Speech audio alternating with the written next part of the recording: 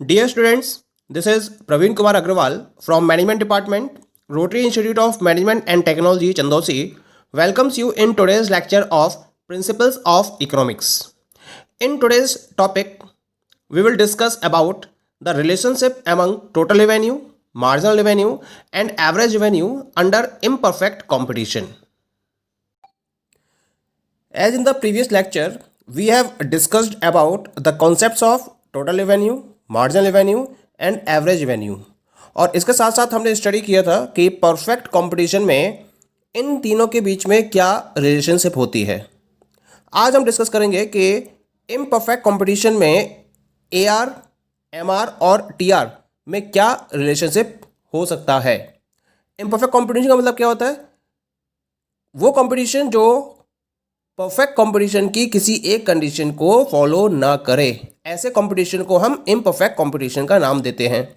Imperfect competition की different forms हो सकती हैं, जैसे मोनोपोली, मोनोपोलिस्टिक, ओलिगोपोली, डिओपोली और भी फॉर्म हो सकती हैं इसकी। तो उन सारी फॉर्म में हम इस पर्टिकुलर रिलेशन को अप्लाई कर सकते हैं। अब बात करते हैं रिलेशनशिप की, तो इसको हम एक टेबल के मीडियम से रिप्रेजेंट कर सकते हैं। Under this table you are looking that price P is given, output Q. On the basis of this price and output, we will calculate total revenue, then average revenue and then marginal revenue. अब पहले बात करते हैं price की, क्योंकि imperfect competition है। तो imperfect competition में प्राइजेस क्या होते हैं? वेरी करती हैं, यानी कि मार्केट में ये डिमांड के लॉ पर बेस्ड होता है। मार्केट में अगर किसी पर्टिकुलर प्राइस के कमोडिटी के प्राइस कम होंगे तो उसकी डिमांड क्या होगी? बढ़ेगी। यानी कि अगर किसी पर्टिकुलर सेलर को अपने प्रोडक्ट का आउटपुट इंक्रीज करना है या उसको अपनी सेल इंक्रीज करनी है, तो सेल को इंक्रीज करने के लिए उसको अपने प्राइसेस को कम करना पड़ेगा। तो उस कम प्राइस के बेसिस पर वो अपनी सेल को इंक्रीज कर सकता है। यानी कि लॉ ऑफ डिमांड को प्रॉपर्ली यहाँ फॉलो किया जाता है, प्राइस को कम करके आउटपुट को इंक्रीज किया जाता है। तो इनिशियली मैंने ये क्या माना है, प्राइस क्या थे? The price worth ₹10 per unit. इसके बाद प्राइस डिक्रीज होते चले गए, then 9, 8, 7, 6, then 5, then 4, up to last 2. Now come to the output. Output क्या हो रहा है? लगातार आउटपुट लगातार इंक्रीज होता है इसमें ना, क्योंकि प्राइस कम हो रहे हैं। तो आउटपुट 1, 2, 3, 4, 5, 6 अप टू कहाँ तक पहुंच गया? ये 9 तक पहुंच गया। Okay, now calculate the value of total revenue. Total revenue क्या होगा? प्राइस इंटू क्वांटिटी, ये इसका फॉर्मूला है। यानी कि पहले वाले केस में 10 into 1 is equal to 10, then 9 into 2 is equal to 18। Third case में 8 into 3 24, then 7 into 4 28, then 6 into 5 30, then 5 into 6 30 and last 2 into 9 18। तो इन दिस वे हमें टोटल रिवेन्यू की वैल्यू मिल जाती है एट डिफरेंट प्राइजेस। अब बात करते हैं हम एवरेज रिवेन्यू की। तो एवरेज रिवेन्यू कैसे ऑब्टेन होता है? इसका फॉर्मूला है total revenue divided by number of unit sold. Okay, तो एवरेज रेवेन्यू की वैल्यू सेम किसके बराबर होती है? प्राइस के बराबर होती है। तो हम जो प्राइस वाली टेबल है या जो डिजिट्स हैं उनको ही एज इट इज कॉपी कर देते हैं। Then we will get 10, 9, 8, 7, 6 up to last 2 तक हम एवरेज रेवेन्यू को ऑब्टेन कर लेते हैं। अब बात करते हैं मार्जिनल रेवेन्यू की। तो मार्जिनल रेवेन्यू के लिए फॉर्मूला है total revenue of nth unit minus total revenue of n minus 1th unit. जैसे मुझे पहली वाली यूनिट के लिए निकालना है, तो जो पहली वाली यूनिट है उसके लिए मार्जिनल रेवेन्यू तो सेम रहेगा, that will be equal to 10। Next के लिए 18 minus 10 is equal to 8, 24 minus 18 is equal to 6। For next 28 minus 24 that is 4, 30 minus 28 that is 2, 30 minus 30 that is 0, 28 minus 30 minus 2, 24 minus 28 that is minus 4 and last 18 minus 24 that is minus 6। So in this way we are getting a particular table which is representing the relation between TR, AR and MR. अब आप relation को justify करना है तो इसको हम study कर लेते हैं। टोटल रेवेन्यू क्या हो रहा है? लगातार इंक्रीज हो रहा है, 10, 18 कहाँ तक? 5th यूनिट तक। 6 पर जाकर ये कांस्टेंट हो गया और इसके बाद ये टोटल रेवेन्यू लगातार डिक्रीज हो रहा है। क्लियर? एवरेज रेवेन्यू की बात करते हैं तो एवरेज रेवेन्यू क्या हो रहा है? लगातार डिक्रीज हो रहा है, लेकिन ये कभी भी नेगेटिव नहीं होता है। अब हम बात करते हैं मार्जिनल रेवेन्यू की। तो मार्जिनल रेवेन्यू क्या हो रहा है? मार्जिनल रेवेन्यू भी लगातार डिक्रीज हो रहा है और ये 6th यूनिट पर जाकर कितना हो गया? 0 हो गया। It become 0 and after that it's value become negative, -2, -4, -6। अच्छा, ये जीरो कहाँ हुआ? जहां आपका टोटल रेवेन्यू मैक्सिमम है, यानी 6 यूनिट पर ये मैक्सिमम है 30, यहाँ पर मार्जिनल रेवेन्यू की वैल्यू कितनी है? जीरो। और इससे पहले मार्जिनल रेवेन्यू क्या हो रहा है? लगातार डिक्रीज हो रहा है। इसका मतलब जो टोटल रेवेन्यू है वो स्टार्टिंग में डिक्रीजिंग रेट से इंक्रीज हो रहा है। Point is clear? Total revenue decreasing rate से इंक्रीज हो रहा है, फिर ये कांस्टेंट हो जाता है अपने मैक्सिमम लिमिट तक आने के बाद, और मैक्सिमम पॉइंट पे जब टोटल रेवेन्यू पहुंचता है वहां मार्जिनल रेवेन्यू जीरो हो जाता है, और जब टोटल रेवेन्यू डिक्रीज होता है तो मार्जिनल रेवेन्यू नेगेटिव हो जाता है। तो you are getting the relation. अब इस रिलेशन को हम ग्राफिकल वे में रिप्रेजेंट कर सकते हैं। तो you are looking this graph. इस ग्राफ में मैंने एक्स एक्सिस पर काउंट किया है नंबर ऑफ यूनिट्स को, और बाई एक्सिस पर काउंट किया है टोटल रेवेन्यू, एवरेज रेवेन्यू और मार्जिनल रेवेन्यू को। यहाँ मैंने एक का स्केल लिया है 1 सेंटीमीटर का, और 8 यूनिट्स तक रिप्रेजेंट किया है। और यहाँ मैंने बाई एक्सिस पर 1 सेंटीमीटर के स्केल पर 5 के बेसिस पर रिप्रेजेंट किया है, 5, 10, 15 अप टू 30 तक।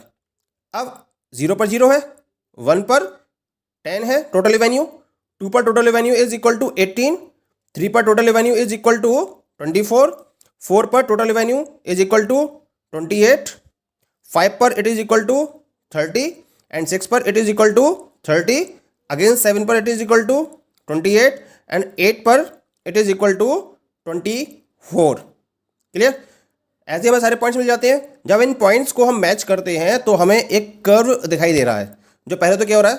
पहले तो इंक्रीज हो रहा है, फिर 30 पर ये अपने मैक्सिमम लिमिट तक पहुंच गया, यहाँ कांस्टेंट हो गया, और इसके बाद ये लगातार क्या हो रहा है? डिक्रीज हो रहा है। That is clear. अब बात करते हैं हम एवरेज रेवेन्यू की।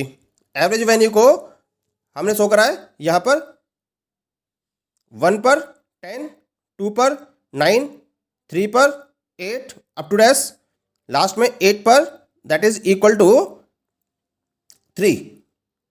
इन सारे पॉइंट्स को हमने मैच करा तो हमें एक स्ट्रेट लाइन मिलेगी, क्योंकि ये कांस्टेंट वे में इंक्रीज हो रहा है, कांस्टेंट वे में डिक्रीज हो रहा है, तो हमें एक स्ट्रेट लाइन मिलेगी। This straight line curve is known as the average revenue curve, जिसको मैंने AR से रिप्रेजेंट किया है। क्लियर? अब मार्जिनल रेवेन्यू कर्व देखते हैं कैसे मिलेगा हमें। 1 पर तो मार्जिनल रेवेन्यू 10 है, और 6 यूनिट पर ये 0 है, और क्योंकि ये एक स्ट्रेट लाइन होगी, क्योंकि कांस्टेंट रेट से डिक्रीज हो रहा है, तो इसी वजह से हम क्या करेंगे, इस पॉइंट को इस पॉइंट से मैच करेंगे तो हमें एक स्ट्रेट लाइन मिलेगी। This straight line is known as the marginal revenue curve.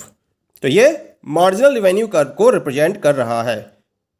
जिस पॉइंट पर मार्जिनल रेवेन्यू 0 है, यानी किस पर? 6 यूनिट पर, यहाँ मार्जिनल रेवेन्यू कितना है? 0, और इसके करस्पॉन्डिंग हमने एक स्ट्रेट लाइन ड्रॉ करी है, जो क्या शो कर रही है कि जब मार्जिनल रेवेन्यू 0 है तो टोटल रेवेन्यू क्या है? मैक्सिमम है। इसके बाद मार्जिनल रेवेन्यू निगेटिव में चला जाता है और टोटल रेवेन्यू डिक्रीज होना स्टार्ट हो जाता है। This is represented by this particular straight line. तो इस तरह से ग्राफिकल वे में और टेबुलर वे में हमें AR, TR और MR का रिलेशन इम्परफेक्ट कॉम्पिटिशन में पता चल जाता है। Clear? Now the relationship among TR, AR and MR can be summarized as follows। यानी कि पीछे जो हमने टेबल स्टडी करी और पीछे हमने जो डायग्राम स्टडी करा, उसके बेसिस पर हम टोटल रेवेन्यू, एवरेज रेवेन्यू और मार्जिनल रेवेन्यू के रिलेशन को कुछ इस तरीके से समराइज कर सकते हैं। पहला पॉइंट देखिए, इसमें इनिशियली हमने क्या देखा था कि TR क्या हो रहा है? TR डिमिनिशिंग रेट से इंक्रीज हो रहा है। क्लियर? जैसे जैसे हम यूनिट्स ऑफ आउटपुट को इंक्रीज करते चले जा रहे हैं, उसके साथ साथ इनिशियल लेवल पर टोटल रेवेन्यू डिमिनिशिंग रेट से इंक्रीज होता चला जाता है, क्योंकि more units of the commodity can only be sold at a lower price. इसी वजह से MR क्या है? पॉजिटिव है, और ये डाउनवर्ड स्लोपिंग शेप में है, क्योंकि अगर प्रोड्यूसर को ज़्यादा कमोडिटी की यूनिट्स को सेल करना है तो उसको क्या करना पड़ेगा? उसको अपने प्राइजेस कम करने पड़ेंगे, क्योंकि प्राइजेस कम कर रहा है तो इसी वजह से जो उसका मार्जिनल रेवेन्यू है वो भी लगातार क्या होगा? डिक्रीज होगा। लेकिन ये मार्जिनल रेवेन्यू इनिशियल लेवल पर पॉजिटिव रहता है, और इसका शेप कैसा होता है? डाउनवर्ड स्लोपिंग होता है। Okay, now come to the second point.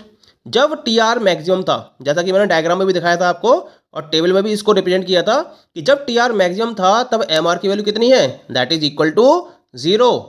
Clear?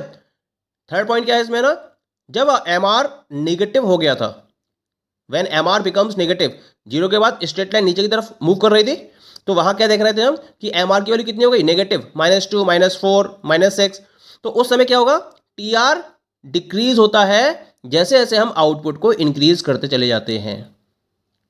यानी कि जब हम आउटपुट को इंक्रीज कर रहे हैं और एम आर उस केस में नेगेटिव हो रहा है, तब टोटल रेवेन्यू क्या होगा, लगातार डिक्रीज होता चला जाएगा अपने मैक्सिमम पॉइंट आउटपुट पर पहुंचने के बाद। क्लियर। फोर्थ वन क्या देख रहे हो इसके अंदर आप, एम आर भी डिक्रीज हो रहा है, ए आर भी डिक्रीज हो रहा है, लेकिन जो एम आर कर्व है वो ए आर कर्व से क्या है, नीचे है, ब्लो है उसके। इसका मतलब जो एम आर का रेट ऑफ डिक्रीज है वो ए आर के रेट ऑफ डिक्रीज से ज्यादा है। एम आर का rate of decrease A R के रेट ऑफ डिक्रीज से ज्यादा है। इसी वजह से M R curve A R curve के हमेशा बिलो रहता है। That is to be noted. Clear.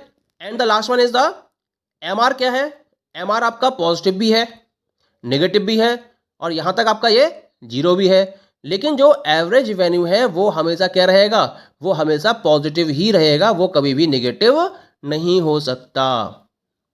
Clear. So this is the summarised relation among T R, A R and M R in imperfect competition.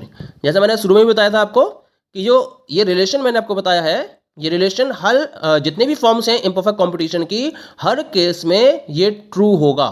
चाहे वो monopoly form है, चाहे वो डिओपोली form है, चाहे वो ओलिगोपोली फॉर्म है, चाहे वो मोनोपोलिस्टिक फॉर्म है, या कोई भी अदर फॉर्म क्यों ना हो, हर तरह के इम्परफेक्ट कॉम्पिटिशन की फॉर्म में ये रिलेशन ट्रू होगा। ये अलग हो सकता है कि उनका जो कर्व का नेचर है वो अलग अलग हो सकता है। जैसे मोनोपोली मार्केट है तो मोनोपोली मार्केट में सिचुएशन होती है इनइलास्टिक, जबकि मोनोपोलिस्टिक मार्केट होता है तो उसमें सिचुएशन होती है इलास्टिक। तो उसमें कर्व का जो नेचर है, यानी कि जो टेंजेंट है उसका, वो टेंजेंट डिफरेंट हो सकता है, लेकिन जो सिचुएशन है वो सिचुएशन सेम रहेगी, जैसा कि इस पर्टिकुलर कॉन्सेप्ट में मैंने आपसे डिस्कस किया है। Okay, thank you.